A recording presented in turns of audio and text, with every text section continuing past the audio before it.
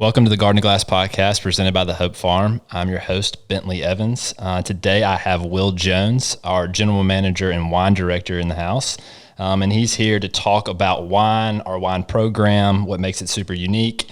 He was with us from the very beginning, an integral part of our team. He knows more about wine than I know about just about anything. So I'm excited for him to share some of his knowledge on the topic with all of you. So welcome, Will. Thank you for having me. Yeah, man, I'm excited. So I guess first off, tell us a little bit about kind of what got you into wine in the first place.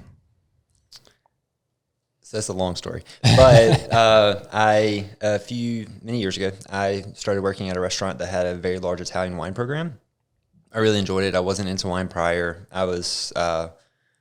I did not enjoy it at all. Right. And so I started learning their list and exploring Italian wine and just found a passion for it. So I decided to move to Mobile, was going to work for a distribution company to further that passion, went a different route, and ended up exploring wine in other measures, ended up working in distribution, jumped into wine retail, and then back into restaurants, which was not expected by any means.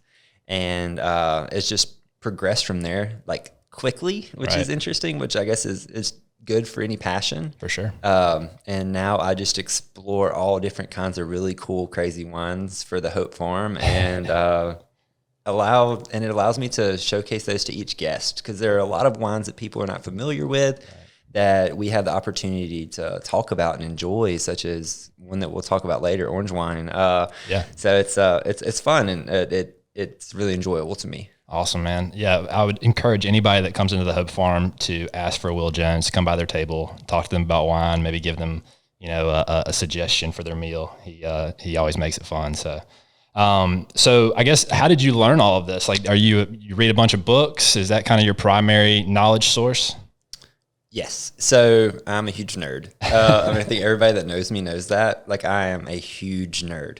So I read a lot of books, and I also have been known to drink quite a bit of wine. And that's another perk of this job this position. I wouldn't even call it a job because it's so much fun. I get to taste a crazy amount of cool wines per month, 50 to 100, just something crazy along those numbers. And we have the opportunity to look and explore and find wines that no one else is playing with yet, and showcase producers no one's heard of. But mainly I just read a lot of books. I love it. Yeah, one of my favorite things to do is sit in on a wine tasting in like the wine cellar or wherever you are, and just kind of pick your brain, get what you're tasting out of it, what you're smelling out of it. And I have my favorites, some dark reds, and I like the real funky stuff too, which is what you're all about. So we vibe really well there. All right. Well, that leads me into, what makes our wine program so unique when it compared to other people in the industry as a whole, but really in our region and area down here. So our wine list is really unique. So we cover a massive spectrum of wine. One thing, though, that I would like to point out about our list that has been the focus from day one is the sustainability option, or the offering of what we have that is sustainable. If you notice on our list when you come in, it has a leaf, a little Hope Farm sprout, next to a bunch of wine. I mean, 340 different wines or so have the sprout next to it. And these are all wines that fall into a handful of categories. These categories range from sustainable wines to natural wines to organic wines to biodynamic. Each of those categories are completely different. But we really wanted to focus on supporting people who care about what they're making, and that they're also, in some cases, creating an environment for these vineyards to prosper for years and years and years in comparison to the mass production that's become average. So that's been a huge focus of our menu. Yeah, I think that's something that we've always seen eye to eye about, is sustainability. I know that, at the Hope Farm as a whole, trying to limit our carbon footprint wherever we can, our to-go boxes, it's difficult, but we strive everywhere we can to do it. Even on the farm, just making sure we're not spraying any bad stuff. Obviously the hydroponics allows us to grow things without any pesticides and in the best way possible. So I like that we're carrying that through our wine program and beyond that. And it's every day we're challenged that we're trying to, continuously get better at. So all right, when we're talking about food pairings, I know this is something you like and enjoy. How is it that a wine, like a grape, is able to pair so well with a type of food and the marriage. I mean, it makes the whole experience different and better for both the food and the wine. Like, why is that the case? So the easiest way to explain this is acidity. I read this in a book a very long time or a long time ago, and it just opened up my eyes to making it so much easier to pair, whether I'm in a restaurant or at home or out at a party or, just enjoying myself. Yeah. Depending on the acidity of the wine, you can figure out, and the tannins and such, but the acidity is the biggest factor. Mm-hmm. You can decide what to pair with what. So for example, something with high heat, you're going to traditionally go away from acidity and go to the fattier aspects of wine, such as sugar. Okay. So I would do like a slightly sweeter German Riesling with a Szechuan dish, which is a traditional pairing. That's nothing new, cool. But it's awesome. It's awesome. Also, I would do something like I love Chablis. So I would do a super high acid Chablis with a fish dish. It's very traditional, but if it works, why change it, And you have so many different great examples of Chablis, so you can mix it up and match it to what the accompaniments for that dish is. Yeah. For example, Les Clos, which is a Grand Cru and Chablis, is traditionally super high acid, linear, saline, mineral driven, in comparison to Montmont, which is a Premier Cru across the river in Chablis. Okay. And that is fattier. It is a little bit richer and riper in style. So I might pair that with a chicken dish that has a cream sauce, or a fish dish with a cream sauce, because you have a little bit of that texture that highlights everything. Gotcha. Yeah. So you talk about all these grape varietals that, like, sometimes, like, before I knew you, I did not hear about any of these. There are all these different ones that, I know, like the Pinot Noirs, the Chardonnays, the Cabernet Sauvignon, but these exotic ones, I say, I guess the idea is to educate people that they come to you and they say, look, I traditionally like Pinot Noirs. What's another grape varietal that I would, lean towards that could, expand my palate or my interest in wine or whatnot. So I know that's part of what we're doing here too. So what would you say about that? Like, what's the cool part about being able to, like, show people new grape varietals? Okay, so I really love this part. So so everybody has something that they really enjoy, and if they find a wine such as you said, Pinot Noir, that they really enjoy Pinot Noir, but they don't know how to bridge that gap into finding other wines that they really, really like, or they may like. Right. You can find very comparable, especially in Italy. Goodness gracious. Like, you have so many different wines that are comparable to Pinot Noir in Italy. For example, we have the Piedra Dolce Etna Rosso on our menu. It is Nerello Mascalese is a grape varietal. This is volcanic soil, Italian wine, higher acid, but it is so light and borderline ethereal, and it is it's just super drinkable. Yeah. But if somebody likes Pinot Noir, go for it. Another one that I would go to is one of our house favorites, the Not Cool Baga. Oh, yeah. So this is Portugal. It comes in a liter bottle, so that's even better. A little bit more to drink. And it is Baga, which is traditionally this really, really dark grape. And they're making it in a style similar to Beaujolais, which is carbonic maceration. So it's much lighter, fruit-driven. It honestly is very, very, very similar to a California Pinot Noir. Gotcha. And not many people drink Portuguese still wines. Gotcha. Very interesting. This is all, you're a wealth of knowledge. When you're talking to me, I'm like, yeah, sounds great. But a lot of the times I have no idea what you're saying. So I have to get you to clarify a little more on a lot of those things. But it's always fun to, like, learn something new from you. So I wanted to dive into kind of a little more nerdy aspects of things, as if you haven't already gotten there. But the two things that I kind of wanted to talk about was and you can correct my pronunciation on this, but terroir and is that correct? Yeah, terroir. And biodynamic. So I wanted to talk about both of those things. And I think, what you just touched on is kind of these different varietals, how they kind of mimic a Pinot Noir or whatever. Does that have to do with the, where they're grown, the altitude, the climate, the soil, those types of things? Or, what are the different factors there that play into, them kind of being similar to each other? Well, so it's like a yes and no scenario. So there's a lot of answers. So terroir, for example, is one thing that I think that people do with wine too often is they overcomplicate it. So wine is something that's just fun and drinkable. It's like water. Like, you can have 50 different kinds of water, And at the end of the day, you're having water. Right. So find wine that you enjoy and just drink it and don't overthink it. I like it. That is the biggest thing. It's like people come in here and they go through our list and they're like, what should I drink? And I'm like, well, what are you feeling today? You know, last time you had this time you should try this. You know, it's a little bit different each time. And that's the same thing with grape varietals and their comparison to others. The big thing, I guess, as far as terroir is concerned, is just, or for me, is seeing a proper representation of the area. So, which is a better term for that is typicity. Right. So your terroir, and this is a hugely controversial topic, by the way, and I think you already know that. Yeah. So a lot of people argue that your terroir does not have, or your soils do not have a direct impact on the wine that's being produced. I personally disagree with that completely. Yeah. And we'll talk about that later with biodynamics. But I think that your soil directly affects, and your environment, which is the idea of terroir, directly affects the outcome of the wine that you're producing.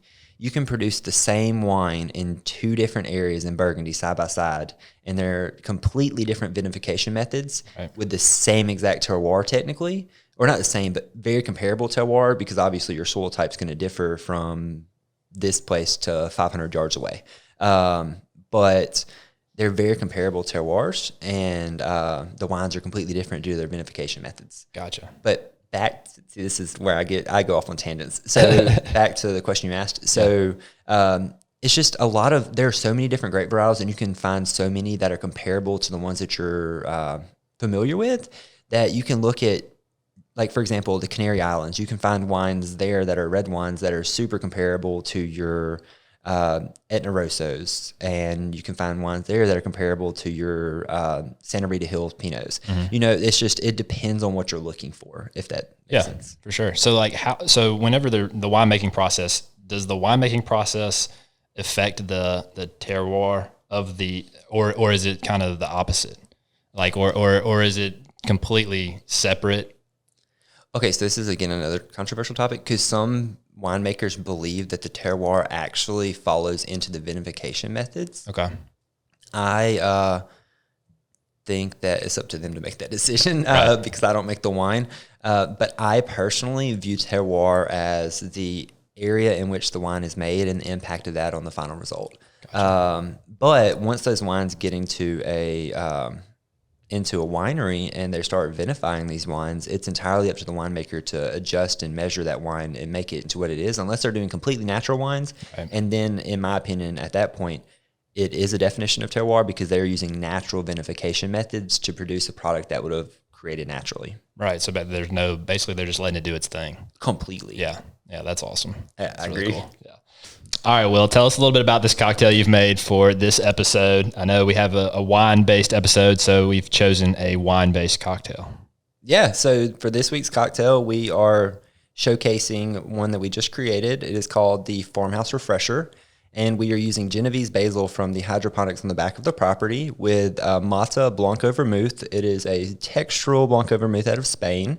Also, we have Coqui Americano in this. It has quinine, which adds a slight bitterness, which is really enjoyable to have high contrast with the cucumber strip that comes in the cocktail later and the Genovese basil. We mix all that together in a mixing glass with ice and then strain it over a large cube in a Collins glass. You can use any glass of your preference. This is just our choice for the day. And then we're topping that off with a sparkling water to keep it light, bright, refreshing, low alcohol. 1 dash of orange bitters, and then we are garnishing it with a cucumber strip and an expressed cluster of Genovese basil for the aromatics. Nice. It is delicious. It's definitely a porch pounder. So you said quinine. What is that? Quinine is a derivative of cinchona bark. Okay. It is similar to, or it is the ingredient that adds the bittering character of tonics. Gotcha. So most people are familiar with that. It is a digestif. It helps with digestion. And it's awesome to add high contrast in select cocktails, such as using, one of my favorite cocktails is from Kimball House. Mm-hmm. It's a green chartreuse tonic. And so they use Genepi with green chartreuse and then tonic to add that bittering agent, and it's awesome. Nice. But yeah, so that's the idea behind this. Well, awesome, man. Well, I appreciate it. Cheers. Cheers. So I was reading a book recently. It's called The Science of Wine. and from wine to glass. And it was talking about kind of the science aspect of wine and how science could be seen as a tool for a wine, but it doesn't necessarily have to, there's like a point where if science is too involved in the wine process, then it kind of messes with it too much and it kind of gets kind of muddy, I guess. What are your thoughts processes on getting, science being too involved in wine as opposed to, the biodynamic side of things where it's just like, let nature do what it does type of thing? So I'm a huge advocate for biodynamics. So I may have a biased opinion on this, obviously. I feel like we should just we should do our job. If I were a winemaker, I would do my job to give a proper representation of those grapes in comparison to using methods such as reverse osmosis, which is described in this book that you're referring to, where they are altering the wine dramatically to either increase the alcohol level or to remove the water from it, to increase alcohol level, to remove alcohol, to decrease alcohol level. Right. I mean, you're completely adjusting the wine. There are reasons behind this. For example, we were talking about terroir. So right before you harvest, it may rain. And if it were to rain right before harvest, those grapes are going to swell a little bit because of the additional water that they just took. So some winemakers, I'm not going to say who, but some winemakers in the past have used reverse osmosis to remove that additional water to create a wine that they would have wanted in comparison to the wine that nature gave them. Right. And so you're not about that. I'm not at all. So biodynamics, I know I've read a little bit about it. It's kind of got this like quasi-religious overtone to it. But, like planting or applying these preparations that are specific to biodynamics and the alignment with the planets and the summer solstice and all of this stuff that's like very non-scientific. So like, tell me a little bit about kind of how these biodynamic producers produce this wine and like their thought processes behind it. So what they're technically doing, so this is all, well, it's not all, but it's largely based off of Rudolf Steiner, who was an Austrian, there was a term for him. He was an Austrian. Obi, we need you to look that up. He was from Austria. And he was an Austrian philosopher. And he had these very set principles of this is how we should make this wine, and we should use what nature gave us in a sense to in turn alter what we're doing slightly. But it's quite literally just allowing the vineyard to do its thing and using what's around you as your, not pesticides, but as inhibitors to stop mold, to allow grapes to grow quicker, to kill, or to not kill, but to ward off unhealthy pesticides or unhealthy parasites. I apologize. I agree with it largely. Nowadays, you don't have to prepare these preparations yourself. There are companies that make them for you. People like Massar, for example, out of Oregon, who is one of the largest biodynamic winemakers in the world. They make all of theirs pretty much, and they also have the largest vineyards in Oregon that are biodynamic. But the whole idea behind it is just allowing nature to do its thing and not adding additional chemicals that are laboratory made. Just seeing like the whole system as like, or the soil and everything as like a whole entire ecosystem itself, and just letting it kind of do its thing. Oh, and exactly. Just feeding the things that are growing in there and that are living and doing what they're meant to do. Oh, agreed. Yeah. Well, and exactly. And so, in the book that you're referring to, The Science of Wine, it has a huge section on rebuilding topsoil, because topsoil is just going to keep washing away whenever you're plowing it.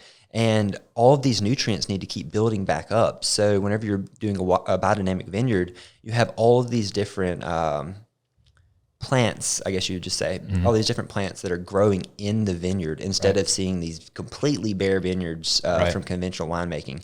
And you have animals in the vineyard that are, for lack of a better term, they are fertilizing. Yeah, that's a good term. And it just keeps breaking down, and the plants, they'll grow and they'll die, grow and die, and it just keeps rebuilding that soil. Right, and like in a vineyard, there's no crop rotation, so like the whole aspect of, I know that they in biodynamics, they're able to like spray certain things to help with fungal disease. I think it's like copper based stuff and then like some sulfur powder or something like that.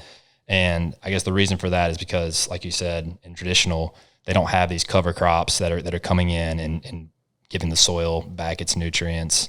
It's kind of year after year, they're growing in their own excrements. And so they have to, fight against all these things. And so I guess using those, but those aren't necessarily like bad chemicals per se, the copper treatments and things like that they're spraying on this stuff. In proper measures, they're not. Right. Because plants technically need them to grow. If you put too much in a vineyard, it's going to have a detrimental effect, obviously, or if your plants don't have enough. Gotcha. But, I mean, if in safe measures, they're completely helpful. Cool. So biodynamics and organic, what is the difference, if there is any?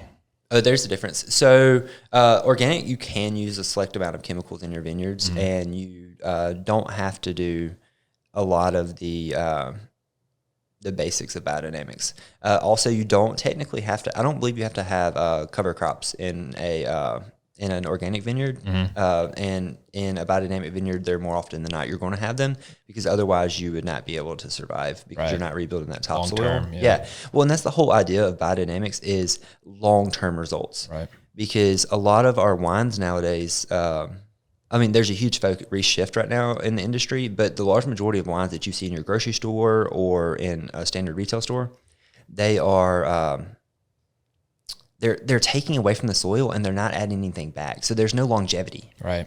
They're gonna leach that soil of all of its nutrients, and they're gonna have to find somewhere else to go.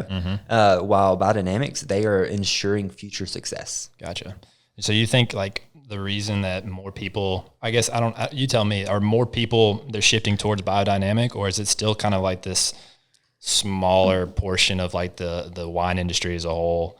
And why do you think that is? Is it because of the yield of the crop? Is it because of, the extra hours that it takes out in the field to work? What's the reason?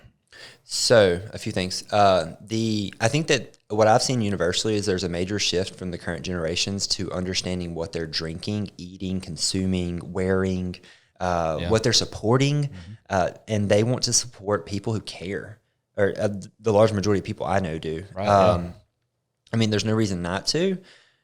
I think that there are still people, obviously, like older generations, that don't really care, and they're drinking these wines that are massively produced because they are wines that they're familiar with. And also, touching on something you said previously, biodynamic vineyards do produce significantly less wine in comparison to a conventional vineyard, because that whole idea of a conventional vineyard is to produce as much as you can from this lot each year, sell that off to make your money. Right. In comparison to biodynamics, they're like, hey, let's make this wine right. Let's make sure that it is a super high quality product and we're creating something that's awesome, and let's see what happens. So are they putting biodynamically produced on the labels? Like, how are people, if people wanted to get into drinking biodynamically produced wine and supporting that whole movement, how can they do it in like a grocery store? You go up to the bottle of wine. Is it on the label? Is it, you got to do some Google searching? Like, what's the best way to find out,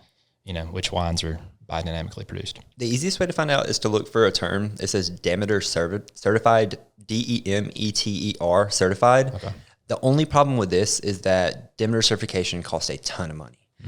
So a lot of people are biodynamic. They're creating wines in a biodynamic fashion, but they don't have the financials, or they don't feel like putting in the financial, they don't feel like putting in the money to pay for the certification, even though they're already doing everything. It's like the organic certification. Yeah, exactly. Yeah. So literally just find what I would suggest is find a group of wines, or read, educate yourself, and find a group of wines that you really enjoy, and then start reading up on each of them and finding out the hidden secrets. Right. So what are their vinification methods? What is the difference between Meiomi and Maysara? Right. They're so different. Obviously they're different areas, but or a better example, what's the difference between Meiomi and Liquid Farm? Right. They're both making California wine, but why did they taste so different? Why does Liquid Farm taste different every vintage? And why does Meiomi taste the same? Right. That should be a question everybody asks themselves. Very cool. So when you're drinking this wine, can you, as you know, you're obviously you have a developed palate, way more than mine. Can you tell a difference pretty immediately whether or not a wine is produced biodynamically as opposed to conventional? Well, there are key indicators, obviously. I don't think that you could say, like, yes, I can tell the difference. That would be like going to the grocery store and buying organic food in comparison to a piece of broccoli that's not organic. Sure. It's going to be fairly hard to tell the difference, Right. unless you look at the food and say, wow, this is really, really underripe. They obviously grew this in a greenhouse and then flashed it with some heat to get some color to it, Right. which is horrible in my opinion. So feed your body proper stuff. For sure. But a lot of key indicators from wine that I feel like that comes out of, I don't want to pick on California, but that comes out of California specifically that is conventionally produced is it's super ripe. And, that's not a problem, but a trend that California shifted to in the late 80s. But now a lot of those wines are coming out and they're super ripe. And my biggest indicator, does it taste the same every vintage? Because if I taste 6 vintages of a wine and every single vintage tastes the same and they're like 6 years apart, and they still taste the same, I'm like, oh no. Something's a little fishy. Yeah, should I be drinking this? Yeah. That's awesome. So wine and health. So people, there's these things out here that if you drink wine, it'll reduce your likelihood of having a heart attack, or you shouldn't drink wine because it's alcohol, and alcohol is just bad for you across the board. Is wine healthy for you, and how often should you drink it, Will?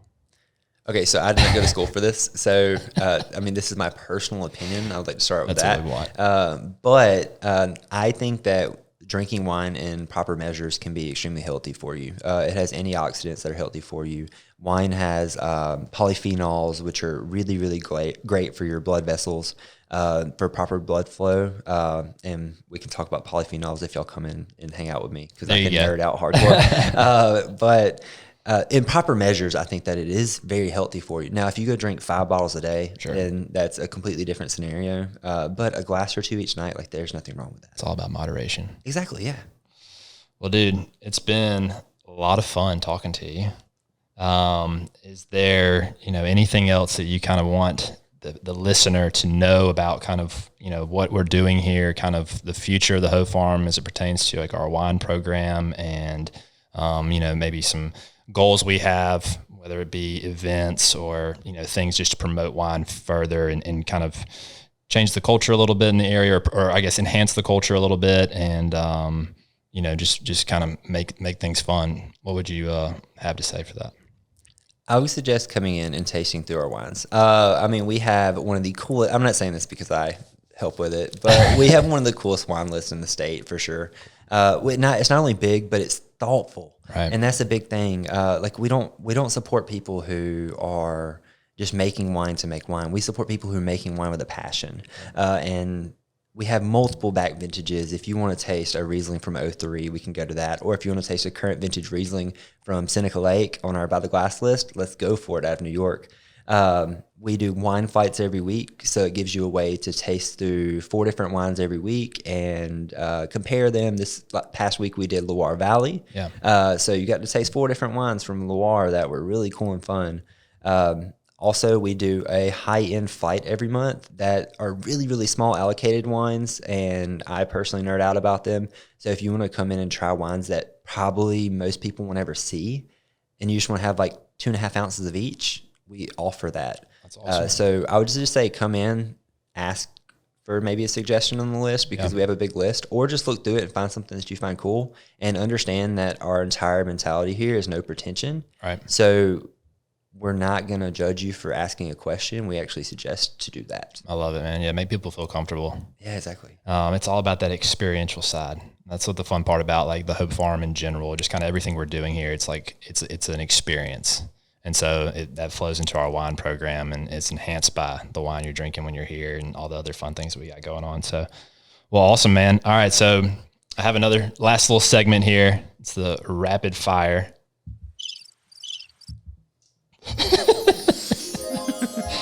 There it is. All right. I'm going to ask you 5 questions, this or that, and just got to shoot off the first one that comes to mind.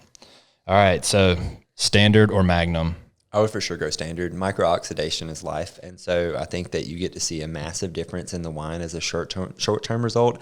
I have very little patience, so I don't really like waiting to see what happens. All right, fair enough. Old world versus new world. Definitely old world for sure. All right, and when I know this is supposed to be rapid fire, but I really want people to know the difference between what is old world and what is new world.